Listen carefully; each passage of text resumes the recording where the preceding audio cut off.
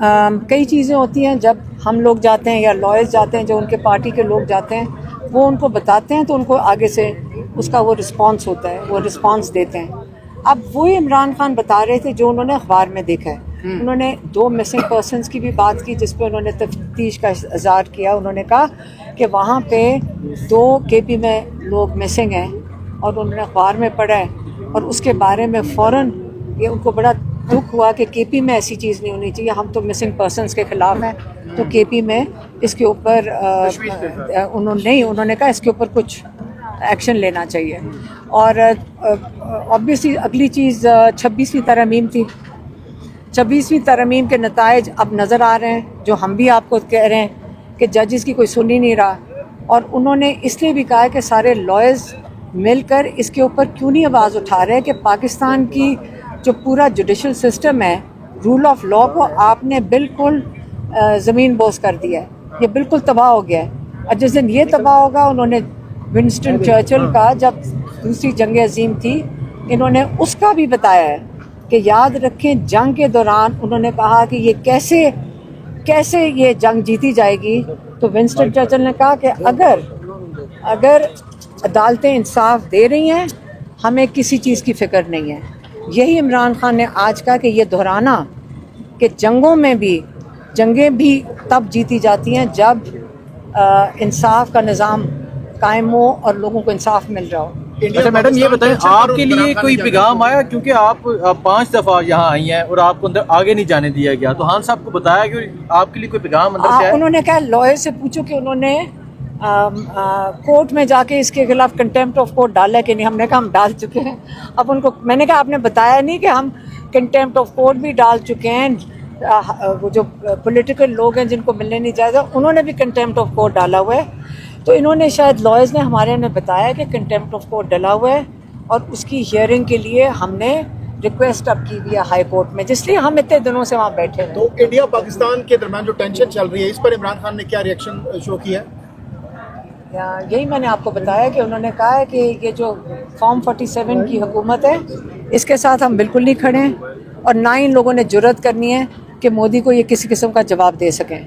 और याद रखें, ये जो पानी का मसला है, मोदी क्या करेगा, वो तो अपने मुल्क को जोड़ने की कोशिश कर रहा है। याद रखें, ये जो वाक़या हुआ है, ये कश्मीर में हुआ है, ये मकबूजा कश्मीर में, ये हिंदुस्तान में तो नहीं हुआ।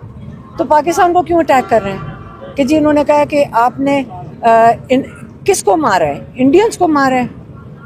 उसके अंदर मुसलमान भी मरे हैं, हिंदू भी मरे हैं। ये तो नहीं मतलब कि आप जान के उसी रात को कहो जी मैं पानी बंद कर रहा हूँ। पानी कैसे बंद कर सकता है मोदी?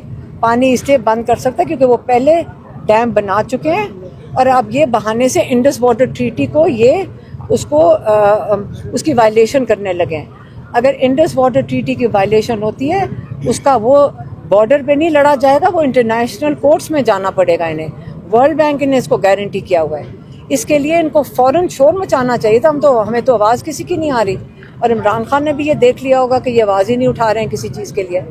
तो इससे, और हम ये कह रहे हैं कि अगर इनको इतना होता फ़िक्र पाकिस्तान के लिए, तो सबसे पहले तो ये इमरान खान के पास जेल में जाते और कहते कि आप आएँ, क्योंकि 60-70% फ़ौजियों ने इमरान खान को वोट दिया हुआ है। फ़ौज भी इमरान खान के साथ खड़ी है, और पाकिस्तान के 80% ने तो वोट दिया होगा। 90% लोग इस वक्त इमरान खान के साथ खड़े हैं। पाकिस्तान को जोड़ के रखा हुआ है इमरान खान ने, और उस आदमी को आपने जेल में बिठाकर सारे दिन आपकी ये कोशिश है, ये पंजाब हुकूमत की जो पुलिस खड़ी हो जाती है, ये कोशिश है कि बस इमरान खान को सबसे दूर कर दिया जाए, किसी से बात ही ना कर सकें। मैडम, कुछ लोग कहते हैं कि जो इंडिया के डैम्स हैं, पाकिस्तान को उन पे हमला करना चाहिए, वो डैम तोड़ देने चाहिए। ये कहाँ से कहते हैं? आप किसी के डैम नहीं तोड़ सकते। अच्छा मैडम, कौमी सलामती का कल इजलास हो और आज DGA-SPR 6:30 बजे प्रेस कॉन्फ्रेंस कर रहे हैं।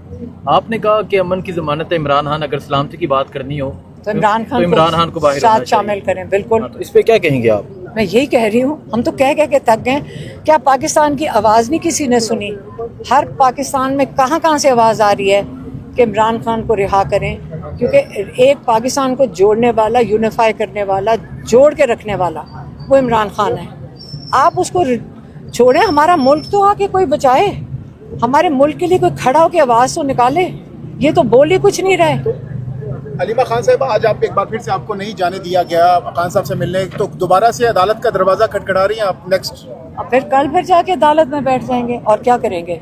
तौहीन अदालत हो रही है। अब जज साहब के साथ जाके बैठ के बताते हैं आपकी तौहीन कर रही है पुलिस सारा दिन, तो आप कुछ तो करें।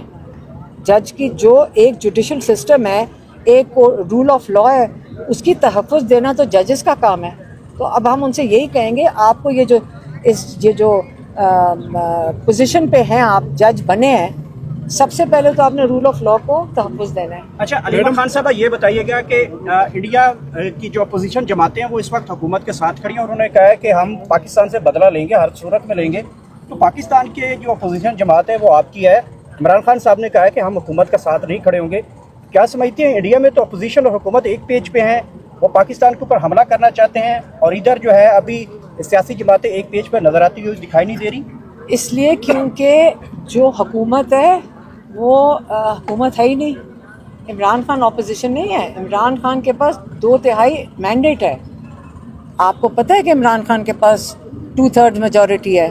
तो इसलिए जब आपकी मेजॉरिटी क्या लीडर को जेल में बैठा दोगे, तो ये तो स्टोलन 17 सीटों की पार्टी है। इसके साथ इमरान खान नहीं खड़ा होगा, इनको इमरान खान के साथ खड़ा होना चाहिए। इसलिए प्रॉब्लम पाकिस्तान का जो मसला है, इंडिया का फ़र्क है।